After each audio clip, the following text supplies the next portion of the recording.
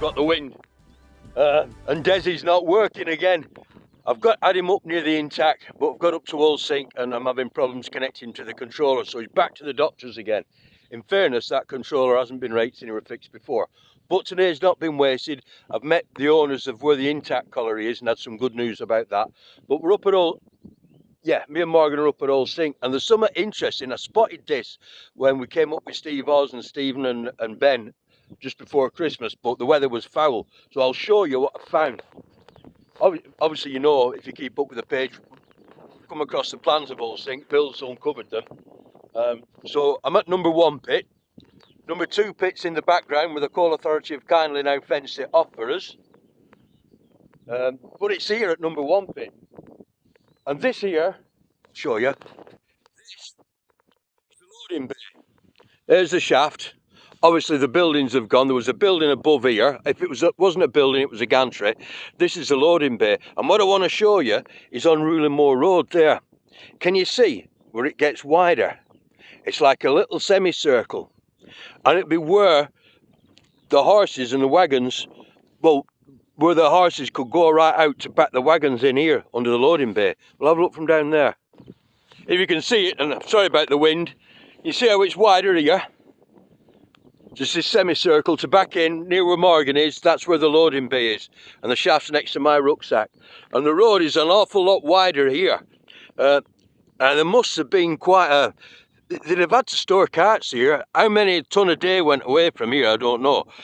But even if there was just 20 ton, and that's a ton in a cart, I don't know how much they would hold, especially not working up and down Rooley Moor Road here. But you're going to have at least 20 carts coming up during the day, aren't you? So you'd have to have somewhere, a lay-by of sorts, if you will, for them to wait. Now, there was an access road just up here to the top there where there was another little building, but the cart's backed in. But nevertheless, there you are.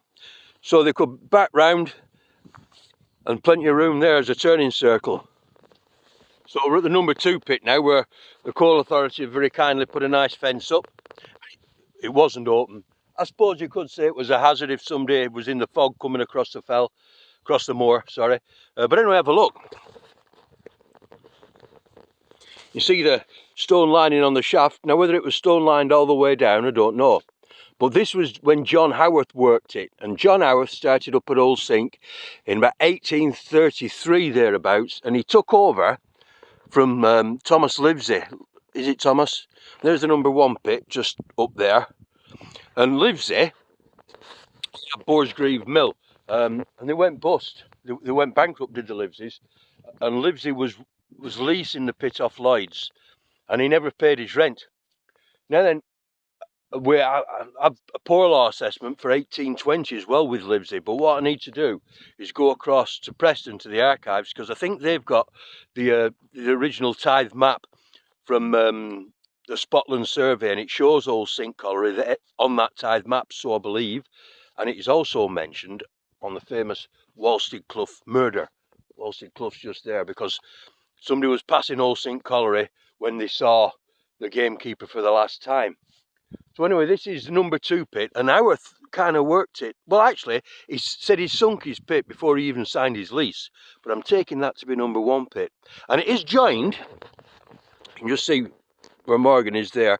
There's a bit of a road. I know it's not very clear, and there's another shaft up to the side of the road. Now, whether that's Livesey's pit, I don't know. I'm just guessing, but maybe it was an air shaft. On the first OS map, this is called Colliery, and that is just coal pit. And when it says coal pit, it generally means that it's just a pit, there's no infrastructure. But Colliery means there is infrastructure. Now across, I'm going to zoom in a little bit. We've got the other Old Sink Colliery across there that belonged to Lomax. Now that's not on the land belonging to Lloyd's, that's on different land, so that's a different royalty. Although when they sunk that in 1865, later on, they did ask permission of the Lloyd's to work about 7 acres of coal underneath here. So there's a big issue with Old Sink, that there's a lot still to find out about it, but I'm fascinated by the place. And that's Walstead Clough down there, and we can do something on the murder sometime. Anyway, there you are, number 2 pit. 1830s, I would say. Well, number one is certainly 1833, and I don't think this is much far after. He ran it for about 15 years, and then it was Townsend that took over. Townsend from Aslington, who had the mills, because Townsend was owner in common with this land. You can see the road a bit better there now, can't you? He was owner in common, and Howarth used to get charged every year. He'd get charged about 7p, and I haven't worked it out right yet, rent for trespass. So I'm presuming it was I'm presuming it's trespass on the moor. That's all I can think, not using the moor road, because he was prosecuted. Dearden prosecuted him about late 1830s for not using the proper highway, for going off onto the land, probably Dearden's land. And then ours seems to have finished in a bit of a hig, really. In the 1840s, when he's been charged a lot more to use Rakehead New Road, and he doesn't like using Rakehead New Road because it's costing him money. But I think there was something going on behind the scenes. Anyway, when I do a proper video, we'll go into it. Because this shaft isn't on the plan that Bill found. It's just shown as coal pit. Load of wire there. They're going to fence this off as well. But you can see across the number 2 pit there. So that, again, this is a bit of a mystery altogether. I mean, this and the intact, they are connected. They're not connected underground, not connected like that. 2 separate coal seams altogether. But they're connected in the fact that they're, you know, same landowner, the Lloyds, the ancestors of Bill Lloyd. And when Howarth packed in and Townsend took up, well, actually, let's rewind a little bit, because the Brearleys originally, they leased the intact in the 1830s, and when they packed in, they didn't run it long actually, and then when they packed in, John Howarth seems to have taken it over. He's run both of them together. He was paying £60 a year up here for his rent, thereabouts, and then when he's running the both of them, it gets combined and he's paying £45 every 6 months. So what's that, 70 quid a year, isn't it? So he was running both of them together. Then when he packed in, Townsend took over this, but then Ashworth from Count Mill, he took over the intact, you see. Anyway, what a lovely view behind us. There you've got Knoll Hill. And Knoll's quite interesting because it says that the Brearleys came from Knoll, or one of them did. Anyway, I'm not saying he was born there, but when they came across here, the 3 brothers, I think his wedding or his birth certificate was Knoll. Anyway, Scoutmore Wind Farm, nearly at a standstill. One more thing, well, nearly one more thing, a little bit of graffiti on that wheelstone there, AB. And we're right next to the loading bay. There's a loading bay, the whole sink. And I'll show you something else I've just noticed as well, which are the sets on the road. Look, just as we come off, there's a bay. Can you see? Off the wheelstones there, the remains of these sets going that way. They're well worn, aren't they? But I've never really noticed them before.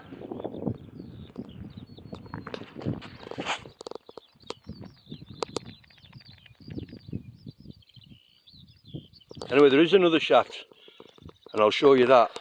And there's the other shaft just off there.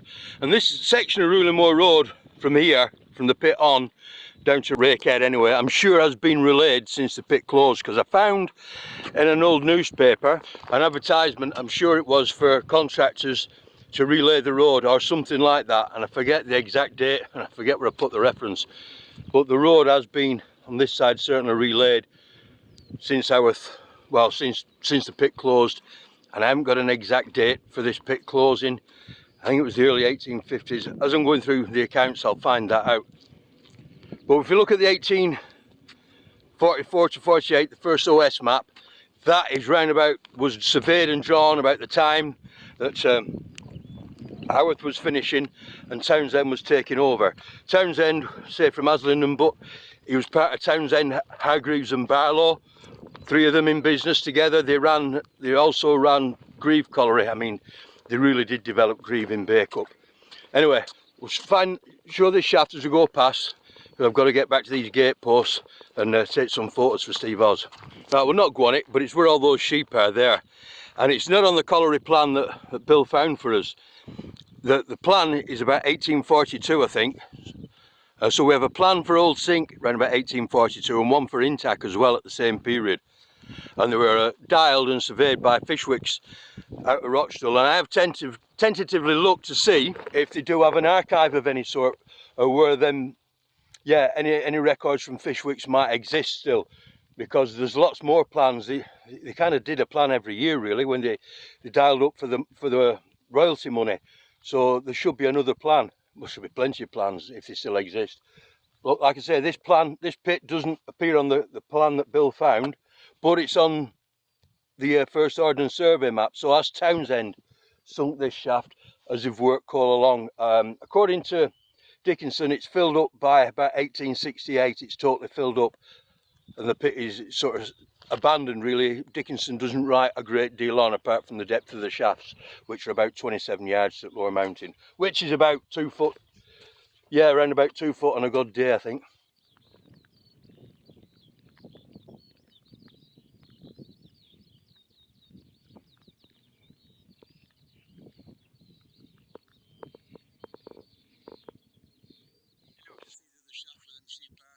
Just sticking out, and this is the last one, but it's a drift.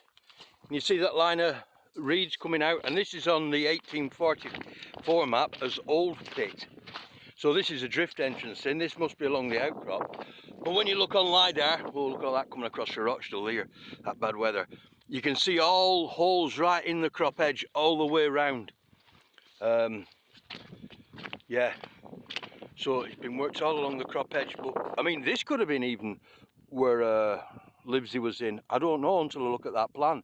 But if it was, I mean, you'd have a heck of a good view down Walstead Clough from here. When Eatoff, the gamekeeper, got murdered, and they never did solve the crime. A guy called Holden out of Walstead Clough Farm, he was a prime suspect. He went to court along with 2 others, but they couldn't prove it. But anyway, the gamekeeper had set off from Jewel's Mouth Quarry on a run chasing these poachers. So you'd have had a good view of it from here.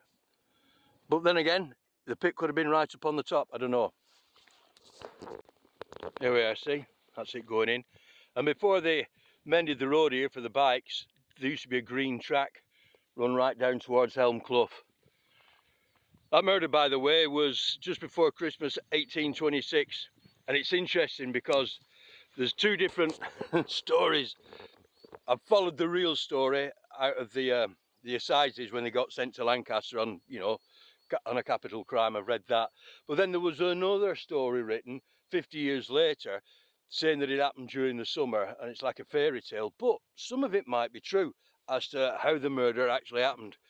I don't know. But again, maybe well, it's not maybe. I've got to get my head together for a subject for a video for it. Right, we're in Elm Clough now, kind of above on Bunkers Hill Colliery. I'm looking for bits and bats out of this. We're on one of the inclines, and I think it's maybe, I don't know enough about the inclines really. It's wrong of me to say much, isn't it, when I don't know diddly squat, but Bunkers Hill Colliery was originally owned by Robert Munn, and then Richard Siddle took it over, and he worked it when he were working the quarries up here when he bought Greensmoor Quarry and that. So I'm wondering if he's used this incline to bring coal down, because he had a couple of drifts up here. If you look, runs down to there, and then it can join the main.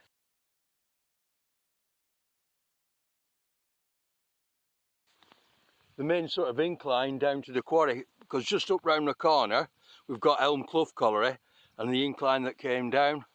Above us we've got the stone shaft, and you can just see the track coming down there as well.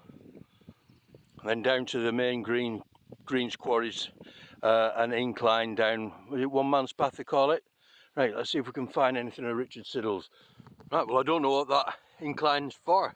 I mean, it's defo an incline and level platform there, good place to have your bait. Dare say Arthur Baldwin knows more about this, and I think this is the one that comes up this way off the Greensmoor incline, through this big quarry and into another drift of Bunkers Hill when Siddle had it. Now you see where those 2 wind turbines are, that's where the original Bunkers Hill was, although it is destroyed now. and on the first OS map near this wall it marks on entrance to a colliery. So follow the, obviously you can see the track bed going up, so we'll have a wander up there.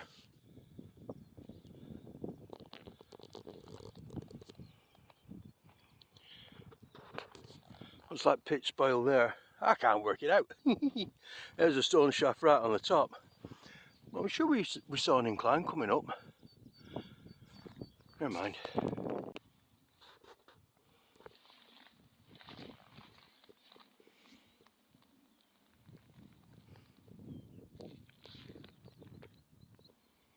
Right, well it runs to the head of the ear. I'm still learning out a lot about Bunkers Hill stroke Green Clough. So is this one of Siddle's drifts in? Looking across there, there's another bit of a pit heap there. Then it shows it going right down more or less into the brook, into the clough. Elm Clough Colliery is one side, Green Clough's the other. So is this one of the drifts that Siddle kind of put in? He didn't run it long in the 1890s, and then when Hardman's had finished with Elm Clough, he went in there. Yeah, it could well be I went to the Bunkers Hill. Obviously Siddle used the coal for his quarries. It had a pit up back cow as well. Well, back to the plans. So where the right hand wind turbine was in front of me, there was two drifts there, and they went sort of at 45 degrees to the left. This L-shaped wall here is actually the boundary of Lloyd's land on this side, Bramwood Moor, and on the other side it's sheep houses and Greens Moor, owned by the Hardmans and what have you. So two drifts went this way, and roughly where those sheep are, and those bulrushes, the main haulage drift came in that way, and it was big enough for horses, and it came right under here. Yeah, so I'm trying to think if that is Siddle's drift there, because there's not a lot of cover. But what's this that I'm stood on? See, it's certainly disturbed ground. It's a heap, a built up heap, and when you look at it, a big depression in the middle. Now at one time, I haven't got the exact date, but there were some soldiers going, and they were going to practice at the Butts at Intac, and all the gear got brought up on the quarry incline, and they set off across the moor, dragging the ammo across on sleds with horses. And part way across, the horse went right into the workings, right into the pit. And it doesn't say which pit, whether it was Bramwood Moor or whether it was this here at Bunkers Hill. Yeah, cracking gate post in it still. So yeah, where that turbine was, there was two stone arch drifts coming this way, and we got in them in 1999, which we didn't get a bit further really. They were still accessible, and they weren't very high. They're only about 2'6" high. And then further along in the field you could see the remains of the stables, because they had horses and donkeys underground. So the two drifts came this way, out under land, really belonging to what was then George and Thomas Lloyd. But there's no record I've found yet at Bill's archive to do with it. But obviously the main drift went that way in Greens Moor, Sheep House Clough land. It was Robert Munn from Stax's Mill that kind of owned it, and it's really well worked. But anyway, that was it. It's disappeared, sadly. It's gone. So this is the main haulage way of the Bramwood Moor Colliery. Two Bramwood Moor collieries. This was run by the Brewerleys. Looks like it's open, but it's not. Remains of the brick kiln there. Level line of the drift. Stone arch. There, you used to see it better. And there's a massive crater behind there. On maps, some maps say it's an old quarry, but I don't think so. I used to sit my math lessons at Fearns and look out at that crater. They got clay here as well, and made bricks for a while. That's it running in there. There's no plans of this place. It ran from about 1866 to 1912, and there's not a plan at all come to daylight yet. I'm hoping we'll find one. But Ashurst Bramwood Moor Colliery came up into these fields here, more or less. And there's just a part of a plan of this on the old Bramwood Moor Colliery plan, because their workings came this way and this went that way, and it would have got right under Rooley Moor, where places like Bramwood Moor and Intact, where they'd had to leave off for water. And water's what finished this at the finish. It's an underground spring. Got the engine bed for the winder. There was a tramway went right down to Farewell, or Farewall, whichever way you pronounce it. That was the kilns there. There was a chimney and a boiler blew up one night. Remains of the cabin. We'll film it proper when we do a proper video on the place. It was run by the Brealeys, and it got the nickname of Fiddler's Pit because young Brealey played the fiddle. As you said, the original Brealeys had kind of come across to work at to work the Intact, and they gave over. They had quite a while of a gap, but one of them was running the Intact farm stroke pub in stroke Drover's Rest Home kind of place. I don't know how you describe it, I'd love to know. And then in the 1860s they opened this place up. Just go in here, one there and one there. Now this bit here seems to be where Richard Ashworth was working. See the remains of Brealey's pit top here. But Richard Ashworth's was this side of that boundary wall. That's Heights Farm, you can see down there. And it ran back quite a fair way, but you can see there's not a lot of cover over the coal. It's very shallow, so it must have been very wet. Richard Ashworth obviously had Count Mill, and then his son Edward Ashworth took it over, and the last person to work it was David Law, who worked the Intact latterly as well. He worked bits of this. We used to be able to see exactly where Bramwood was. It's my avatar actually on Facebook, but it's been tipped in. It was a lovely pit top, just as good as Elm Clough. It was brilliant. Never mind, it's gone. So all this land here is worked under by Ashworth, Bramwood Moor Colliery, and then Intact further up. And Brealey's has gone along the top of them, actually, where they stopped more or less. Well, this is where Ashworth Bramwood Moor was. It's no more. Sadly, it's been bulldozed over, and it was a beautiful pit top. It really was. Yeah, you can see the cabin, fireplace, brilliant stone arch drift, rails still laid. Only went in 10 yard, and then it was blocked off because the water board and Cowp, they were getting water out of it. And just beyond the wall, there was a manhole you could get in, and you could get in the drift back in the 70s. And there was a second drift in just in this field up here where those sheep are, which was belonging to Bramwood Moor Farm, that particular bit. So they had two drifts going that direction. You can see there's not much cover over the coal at all. It must have been really, really wet. And it went from about 1851 here, or 1856. Dickinson has a name on the a date on the plan. And David Law finished off about 1886 thereabouts, but I think Ashworth had finished maybe the late 1870s. And coal for Count Mill. And then when they built the reservoir, there's pipes down here, and I'm sure Wendy Ann has got a photograph, and it shows them laying a pipe range down here to the res. You can just see a bit of the pit heap there. Right, just a whistle stop tour, and we're going to start doing some proper videos up here anyway. So you can see the pit heap from Bramwood there, old Bramwood Moor, where the wall is. That's where it went in. This is obviously the road to it, and then the road was extended further along to the new Bramwood. But if we look over in the fields, past that tractor, you can just see a blue cabin. Well, that's on top of Intact Pit, just behind the drift there. And behind the Tree to Crag Farm on the hill. Can we get in a bit closer? Intact. So the crop edge kind of runs along here to Bramwood Moor, then just under the wall really, and then right round the hillside towards Helm Clough. So a lot of this has been worked in the 1840s really.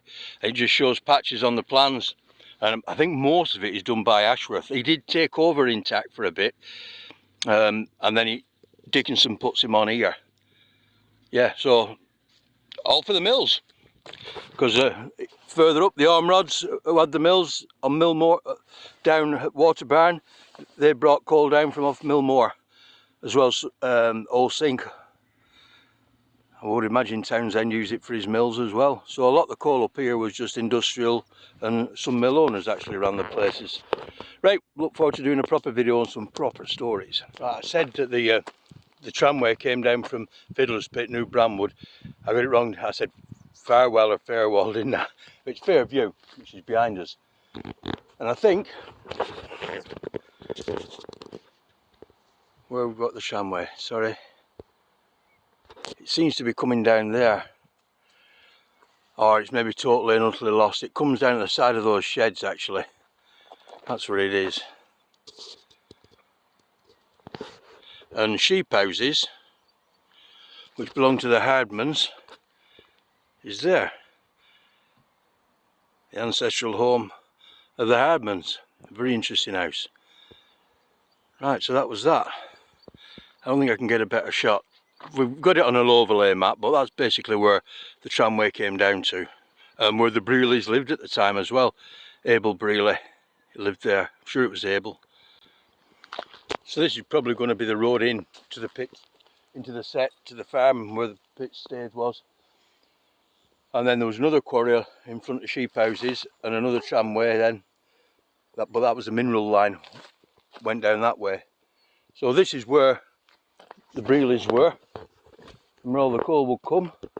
I'm taking it to be that. It's all changed up on the top up there obviously, and it is hard to discern where it came down the hillside properly, but we can see it on a map.